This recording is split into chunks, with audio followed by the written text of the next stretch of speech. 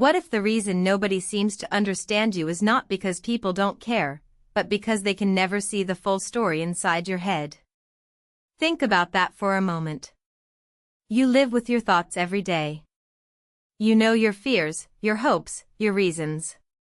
You know what happened last year, 5 years ago, and even yesterday morning. But other people only see a small part of you. They see your words, your actions, a few moments from your day. Then they try to guess the rest. And that gap between what you know about yourself and what others can see is often where loneliness begins. Maybe you've had this feeling before. You're talking to a friend, a partner, or a family member. You explain something that matters to you. They respond. But somehow, it feels like they missed the point. You leave the conversation thinking, "That's not what I meant." When this happens again and again, it can be frustrating. You may start to believe that nobody really understands you. And the truth is, almost everyone feels this way at some point. The reason this matters is simple. Human beings want connection. We want to feel seen. We want someone to understand what life feels like from our side. When that doesn't happen, we can feel isolated even when we're surrounded by people. So why does this happen? Let's look at 3 important ideas. The first insight is that people understand you through their own experience, not yours. Imagine 2 people watching the same movie. One person thinks it's inspiring. The other thinks it's depressing. They watched the same scenes, but they experienced them differently. The same thing happens in conversations.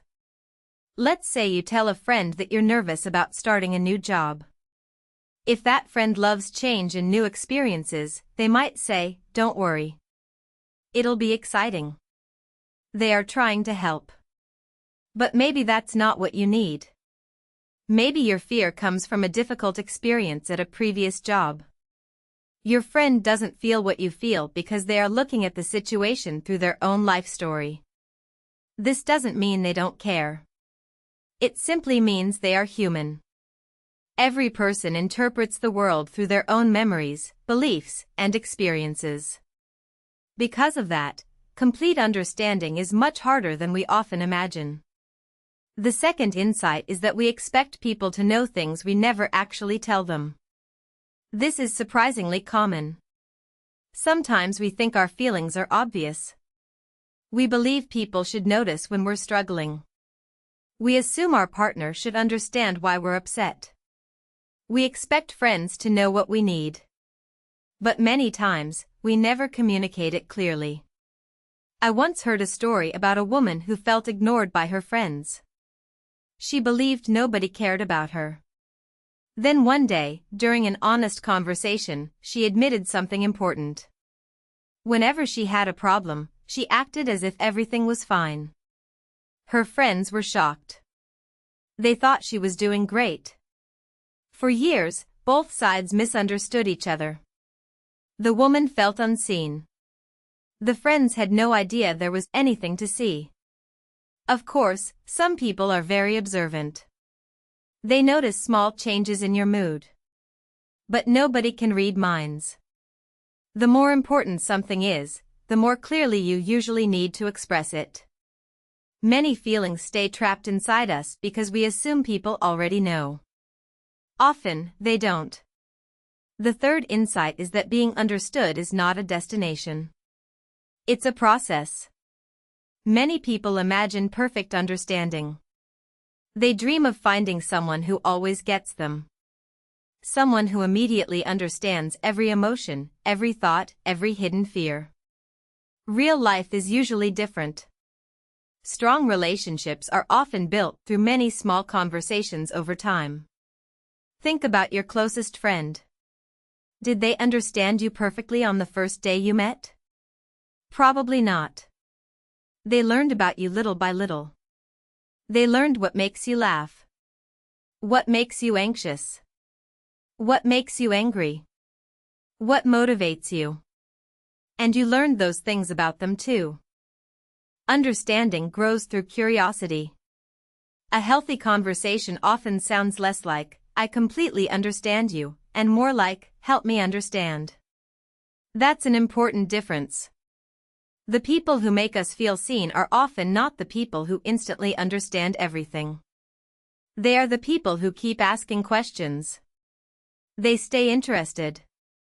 They stay present. They keep trying. And maybe we should do the same for others. Now let's talk about something practical. The next time you feel misunderstood, try this simple exercise. Instead of saying, "Nobody understands me," ask yourself one question.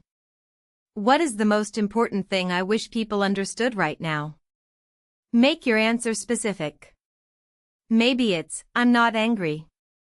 I'm overwhelmed." Maybe it's, "I need support, not advice." Maybe it's, "I'm afraid of failing."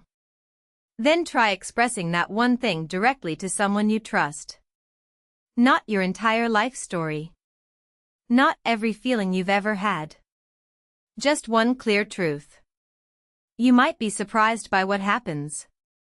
Sometimes people cannot understand us because they are unwilling to listen. But very often, they simply don't know where to look. A little clarity can open a door that has been closed for years. And before we finish, remember this. The fact that you sometimes feel misunderstood does not mean you're alone. It doesn't mean there's something wrong with you. It means you're a human being trying to share an inner world that is far more complex than words. No one will ever see every part of that world. But some people can learn to see more of it. And every honest conversation gives them a chance. So keep speaking. Keep explaining. Keep being curious about others too. Understanding is rarely perfect. But it grows every time two people choose to meet somewhere in the middle.